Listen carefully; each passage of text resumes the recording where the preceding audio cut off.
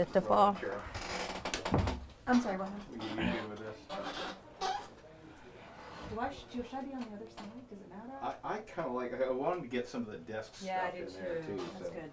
Okay. You don't see the microphone? Yeah, let's do that. Okay. So will you give me your first and last name? Joy Shaffer, J-O-Y. J-O-Y, And you spell Shaffer, please? S-H-A-F-F-E-R, And what's your title? Program Director. Oh, okay, cool. So you're in charge of, everything that touches the women or the clients. Olivia and I actually split some of the different programs that we have here. I will actually work with court advocacy, children's program, street outreach, and mental health. So when somebody calls in, do they get you or do they get something that you've touched if somebody calls in? So actually right now when they call in, they're actually going to first speak with someone from the regional hotline. And then, so the regional hotline kind of checks to see what services someone needs, if they're, what type of danger that they're in, so that they can be placed into shelter. Once they finish that phone call, then we're alerted that someone is in need of services, and then one of our programs will reach out to them to either bring them into shelter or to meet them where they are and provide any needed service. Because some people call and they don't need shelter, but they do need help with like court advocacy or counseling or another program that we may offer. What got you into this? What I know you were an intern, but what was it about this particular cause that spoke to you? Just being able to help the clients. When I actually started school, it wasn't to do this. I came here just out of curiosity to see what the H.E.R shelter was about, and I absolutely loved it. It's hard when families come in and they're broken and they've been through so much, just hearing the stories, but just to get to work with them and help increase their self-esteem and get them to believe in themselves again and just help them start over, and just seeing them when they leave, it's worth every day I've spent here. Just in talking with the few families that we spoke with today, and people I've talked with in the past, is if you start with that, like if that's all you hear is the beginning, like when they're broken and they come in, then you wouldn't stay, but you focus on the end, right? Yes. So we've been able to see the women who've come out on top and who are different people. Can you talk a little bit about that journey where it's not pretty, it's really messy, but that the end is so worth it? Can you talk a little bit about that? Yeah, a lot of people, so by the time we get the phone call, most people don't have their family support anymore. A lot of abusers, one of the first things that they'll do is try to separate the victim from their family. So they don't have anyone else to call on. That's why they usually end up calling hotlines such as ours. And so when they come in, they've been talked down to for so long, like they don't believe in themselves. We have had moms come in, they're so broken and feeling down on themselves that they can't even show love to their children. So one of the first things we try to do is just to let them know that we care, show them some compassion, give the kids hugs, give the moms hugs if they need it, just to kind of help them feel happy again, because we can't do anything else until they're back to loving themselves and that they're feeling whole again.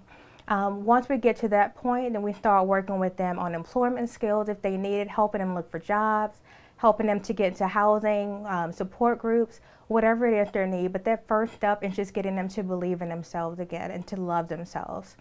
And after we can get that done and them believing in ourselves, everything else kind of comes easy as far as getting out there, and we go with them to job interviews and helping them go look for housing. They get excited once they can start to picture what it's going to be like when they leave here. Like, oh, I can actually get a job, because some of our clients have never been allowed to work. I've had a client before, she was almost 50 years old. She had never worked a day in her life. She got her very first job while she was here with us.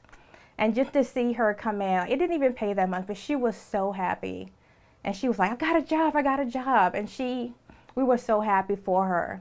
And she got her first apartment with us.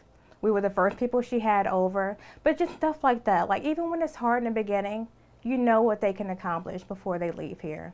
And then when they leave, our program that Olivia and I, we actually do community case management. We get to follow them after they've left the shelter. So the journey doesn't end when they leave our doors. We follow them for the next year. Some clients we've been working with for a few years. It just depends on what they need. And so we go into their homes just to see if they still need anything. They come back and they take part in our programs. We're there for them for as long as they need us to be. You're incredible, just Yeah. incredible. Let's get Yeah. some like basics. Mm-hmm. What is the H.E.R shelter, and what does it offer? The H.E.R shelter, well, formally, we are a domestic violence shelter. I think one of the main things that we offer is safety and hope. We try to get people out of bad situations because they don't have anywhere else to go to. And so the first thing is just getting them here and just helping them to have hope again.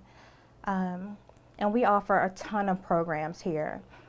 Some of the things that we have, of course, we have our emergency shelter, which provide everything from food to hygiene products, all of the things that everyone needs that you don't really think of. We have people here to help with employment skills. We have the Sweet Haven Bakery so that they can get experience on their resumes if they need it. They learn kitchen management skills.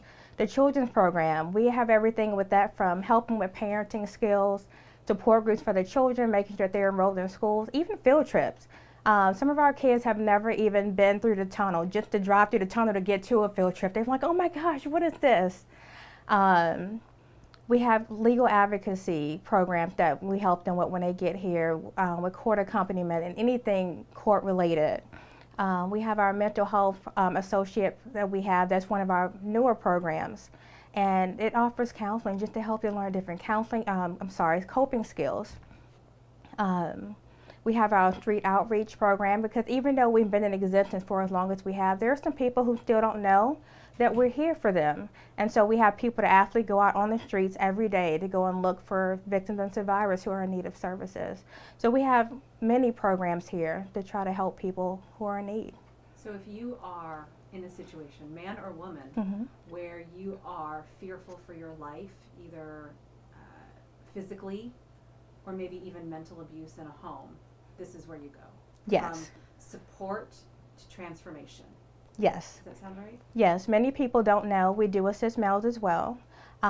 With the way the building is set up, the shelters house females here or anyone who identifies as female. But we do have, we use hotels for males where they provide the exact same services. We go out and we provide support for anyone who needs it. If someone doesn't need shelter but they just want supportive services, we offer that as well. What do you want people to know?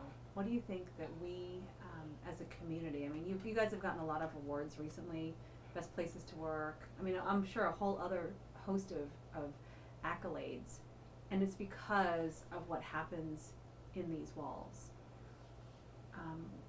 And you deal with a subject that's tough. People don't want to talk about it.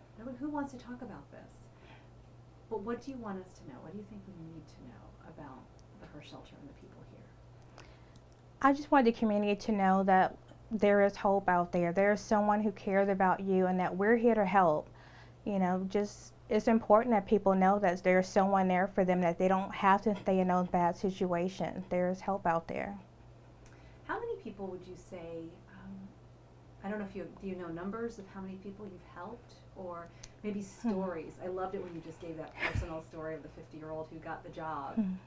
But are there stories that we need to know that can, you would never think that's an issue? A 50-year-old who has never had a job, but no, this is a huge deal that she got work. I think another thing is just what people don't think about is the children. There are a lot of children who witness domestic violence, and people think, oh, little kids aren't paying attention. Children see more than you think that they do. And sometimes our parents that are coming in, they don't realize what their children have seen. If we had one child that was around 5 years old, and during playtime was on the phone and saying things, playing house like most little kids do. And she was saying, girl, I have to get off this phone before he comes home and beats me.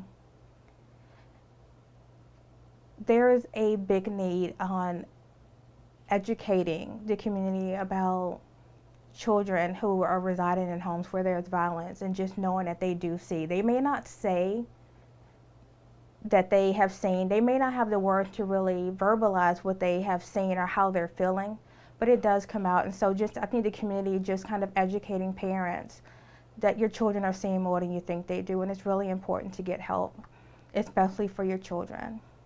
The stories that we've heard today is that the women stayed for their children and stayed too long. And Yes. it impacted their children, likely. Yeah, a lot of times people don't want to, we get those calls all the time where people don't want to uproot their children. They're worried about their children having to leave behind like the only home they've ever known, that they're leaving behind their friends in their neighborhood, or they're worried that their child may have to change schools, because a lot of people don't know about, that there are certain things in place to help children get back and forth in school. They're just afraid that their children won't want to be here. And a lot of abusers use being in a shelter against their moms or their dads who are trying to flee, because they'll say, if you go to a shelter, your kids will be taken away from you. You never see them again. And people believe that. If you're in fear for yourself already, and then all you have is your children, for someone to tell you you may lose your child if you go to shelter, a lot of times people are going to stay. They're not going to question it, and so they end up staying because they think it's the best thing, but it's really not. Joy, I could talk to you forever, but you've covered it all. Okay, I'm sorry, I'm not great with this kind of thing. I feel like I stumble, but you're very good at this. Anything else that I have missed? Anything that you feel from the heart, which you've already been, so I'm not telling you that you need to say anything more, but I just want to give you that opportunity that, if you're like with Beth or Wynn and you're just talking and you're like, okay, we just need to know, people just need to know that. That's what I want to know. no, I think the main thing was just letting the community know, like, if you know of anyone, like, there is help here. We hear people all the time who say, oh, I didn't know you guys were there. I didn't know that there were places like this. So this is the other thing, and I think Wynn will address it too, Mm-hmm. but I think 2 points of view are very good. But if you are, and I like what you said because I think it's true. One of Melissa was saying that she pushed everybody away because she didn't want them to be involved in the mess. yeah. But what if you have someone who's persistent and knows that there's something wrong? Like, what are the symptoms? What are the signs? What can I do? I'm a friend. Or how do I get involved? I'm a friend. So you mean as far as trying to convince someone Or to even say, how do I know something's wrong? What are the signs and symptoms that I, as a good friend, should be aware of? some of the signs and symptoms that people don't pay attention to are the constant phone calls, and not necessarily saying something bad, but just the, hey, I'm just calling to see where you are, when are you coming home, repeatedly, or who are you with, or, oh, don't wear those clothes out today. That's for when me and you are together. So if it's controlling, but not being like nasty or threatening with it. So a lot of people take it as, oh, this person really cares about me, and they may see it as just a little jealous, but not controlling. But that's typically where it starts. Or don't go and see your cousin today, or don't go see your mom today. Let's spend time together. And after that has gone on for a while, you realize, hey, a year has passed and I haven't seen my sister. Or, it just starts off really slowly. No one starts off by saying, you can't go and see this person anymore. It's just going to be me and you. It's just those gradual little things of, oh, no, go see them next week. And then next week comes and it's, oh, we're going to wait. Let's go somewhere just me and you. So people don't pay attention to those kind of little things, because it doesn't start off big. It's those little things that adds up, and before you know it, a year or two has passed. We have actually had to make a lot of phone calls trying to rekindle family relationships, because, like I said, by the time they get here, they don't have those anymore. And so one of the things, if a person has a really good support system, it decreases the chances of them going back to their abuser. So we don't want them to just have us. We want them to have family and friends. So if there's people that were positive in their life that they haven't spoken to in a long time, or who've kind of given up on them because of constantly trying to get them out of the relationship, we try to make phone calls with them, set up meetings just to kind of rekindle those. So when they leave here, they have their family back, or at least portions of it. Excellent. Okay, I need to say one last thing. Yes. Do you have the hotline number memorized? Yes. Okay, so if you or someone you know needs help, something like that, please call us. Can you just say that and then Yes. say the phone number? Yes. Okay, Yeah, so if someone that you know needs help, or I'm sorry, That's let me do it fine. again. So if you or someone that Hang you, on, don't smile. Sorry. Okay. Sorry, when I get nervous, I giggle a little bit and you're smile. not. You're doing awesome. Really This is good. like the last thing. Okay. So if you or someone you know needs help, please call the regional hotline at 757-251-0144. and someone is available to help there 24 hours a day. Awesome. Was that Good. good?